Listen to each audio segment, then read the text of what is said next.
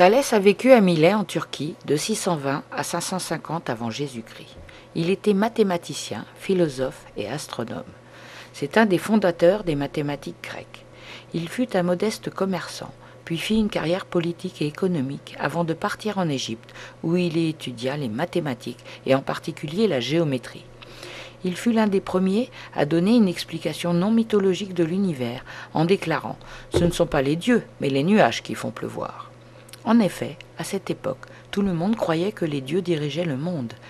L'histoire raconte qu'une bataille se préparait lorsque Thalès prédit que le soleil se voilerait le jour de la bataille. En effet, une éclipse de soleil se produisit et la bataille n'eut pas lieu.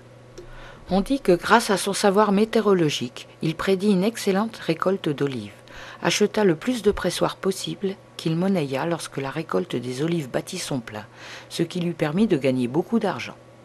On dit qu'il regardait tant le ciel qu'il tomba un jour dans un puits. Il découvrit ces corps qui ne sont pas des étoiles dans le ciel, qu'il baptisa des planètes, ce qui signifie corps errants. Il découvrit également que l'année n'avait pas 365 jours, mais 365 jours et un quart. Thalès serait le premier à avoir déterminé la hauteur de la pyramide de Khéops en Égypte. Il enseigna à l'école de Milet bon nombre de théorèmes, dont ce fameux théorème de Thalès, bien que Clyde démontra ce théorème avant lui.